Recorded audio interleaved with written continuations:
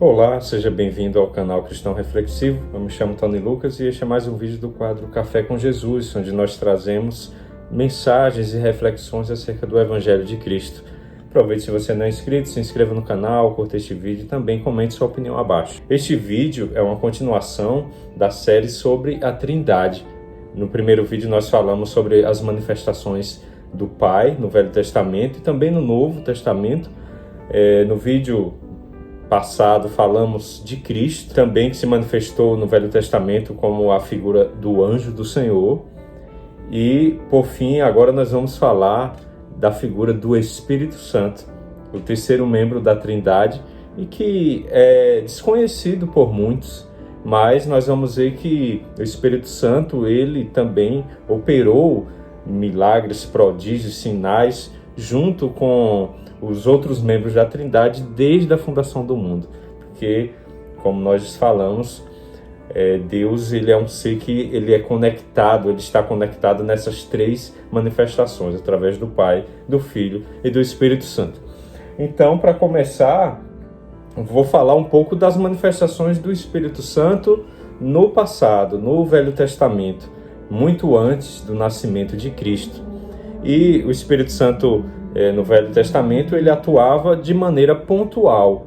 Alguns homens e mulheres que eram tementes a Deus, eles recebiam essas manifestações do Espírito Santo e através desses dons que também eram distribuídos, mas sempre de maneira pontual. Havia a figura dos profetas, dos juízes. E aqui, no capítulo 1 de Gênesis, nós já vemos a Trindade atuando na criação do mundo e também, do universo como um todo.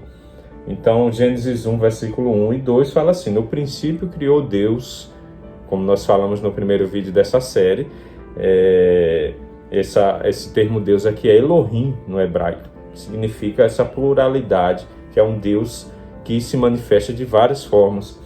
Criou Deus os céus e a terra era sem forma e vazia, e havia trevas sob a face do abismo, mas o Espírito de Deus se movia sobre a face das águas. Então aqui nós já vemos a figura do Espírito Santo, que atuou durante a criação junto com o Pai e o Filho. Nós já falamos em vídeos passados.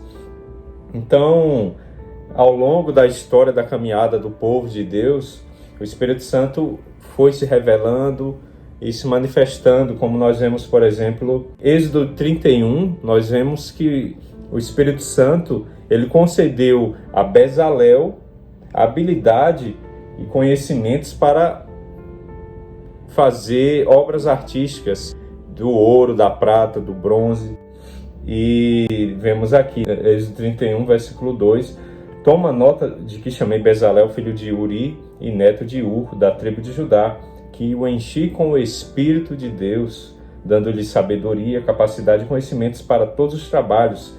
Ele está dotado, ele é altamente dotado como artista, desenhador de todas as peças feitas em ouro, prata e bronze. Então aqui nós vemos a manifestação do Espírito Santo concedendo dons naturais para também esses servos executarem o propósito de Deus. Nesse caso, Bezalel foi responsável o design da arca, a construção da Arca da Aliança. Ele fez as figuras, fez os querubins em cima da arca, e era um homem muito hábil em todas essas peças. Também nós vemos que o Senhor usou Moisés muitas das vezes e falava com ele claramente. E Moisés é considerado um dos grandes profetas, pelas maiores religiões monoteístas. Tanto o islamismo quanto o judaísmo e o cristianismo convergem nesse sentido, sobre a importância de Moisés como um grande profeta de Deus. A irmã de Moisés, que era Miriam, ela também era profetisa, ou seja, ela recebia essas revelações de Deus para transmitir para a congregação.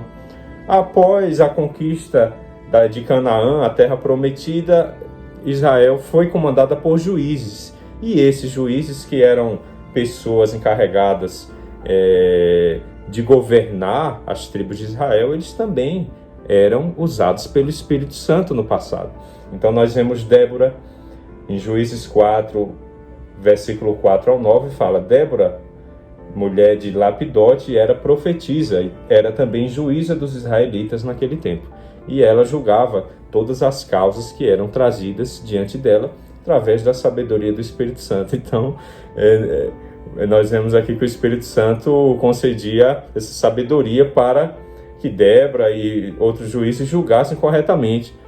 Mais à frente nós vamos ver a sabedoria que Salomão tinha, que vinha da parte do Espírito Santo também, para que ele pudesse ser um rei justo. Então nada estava oculto diante desses indivíduos aqui, porque o Espírito Santo os revelava.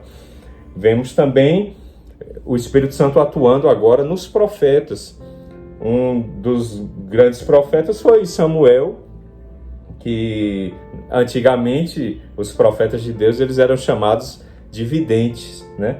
E aqui em 1 Samuel capítulo 9, versículo 18 a 19, Saul, que ele seria ungido rei de Israel, ele se aproximou do profeta Samuel na entrada da cidade e lhe perguntou: por favor, pode me dizer onde é a casa do vidente? E Samuel respondeu: sou eu, né? Nesse caso, aquele que via as coisas da parte de Deus, tinha visões, revelações, mas que depois esse termo ele foi trocado para profeta de Deus, até porque os videntes é um termo que é muito utilizado por outras tradições e que muitas das vezes contrárias a aquilo que é da vontade de Deus.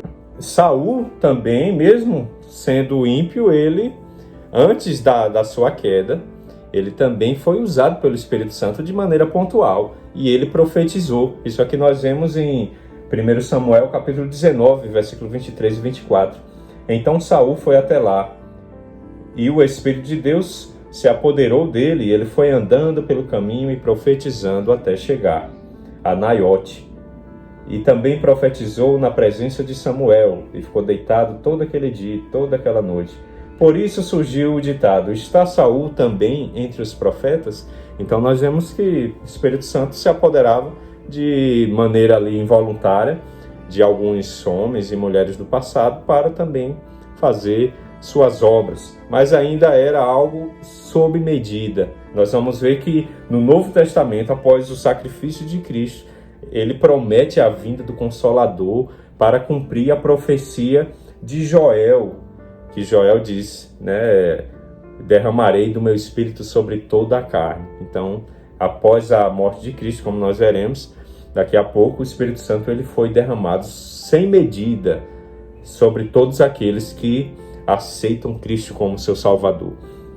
Nós vemos também dois grandes profetas do passado que eu não poderia deixar de mencionar, que eram cheios do Espírito Santo e fizeram grandes prodígios. Um deles foi Elias e também Eliseu. Elias, ele normalmente ele tinha uma frase que ele falava assim, em 1 Reis 18:15, ele fala: tão certo como vive o Senhor dos exércitos, em cuja presença estou. Então era um homem que vivia em constante oração, ele estava sempre na presença de Deus. Elias orou, desceu fogo do céu para consumir o holocausto. Elias também orou e a terra ficou 3 anos sem chover, depois ele teve que orar de novo. Ele foi usado para ressuscitar também o filho de uma senhora muito pobre, e é um homem que estava cheio da presença do Espírito Santo para operar esses prodígios e milagres, além desses dons, né, de poder ver o futuro, de falar diretamente com Deus e transmitir isso para a congregação do povo de Israel, que rejeitavam muitas das vezes a vontade de Deus. Eles preferiam os falsos profetas que só falavam coisas boas, né? Então tá aí também um cuidado para conosco. Às vezes Deus ele também vai nos exortar, nos disciplinar, como os profetas do passado faziam, mas não eram ouvidos. Então, aí um outro profeta foi Eliseu, também operou grandes prodígios, foi pupilo de Elias e, inclusive, ele também foi responsável por ressuscitar, né, o filho da Sunamita, conforme descrito ali em 2 Reis, capítulo 4, versículo 8. Então, todas essas operações de prodígios, milagres, eram intermediadas pelo Espírito Santo no passado. Por isso que esses homens, eles também faziam esses sinais. E aí nós temos também os profetas maiores e menores. Profetas maiores temos Isaías, Jeremias, Daniel, que também interpretava sonhos e visões. E os profetas menores, que isso está relacionado apenas ao tamanho do livro deles e não à importância. Nós temos Oséias, Joel, Amós, Abadia, Jonas, Ageu e dentre outros. Aqui Zacarias, Abacuque. Então, esses foram homens usados pelo Espírito Santo para operar essas maravilhas e milagres no passado. Mas, no Novo Testamento, nós vemos a manifestação do Espírito Santo agora sobre Cristo, sobre o Messias.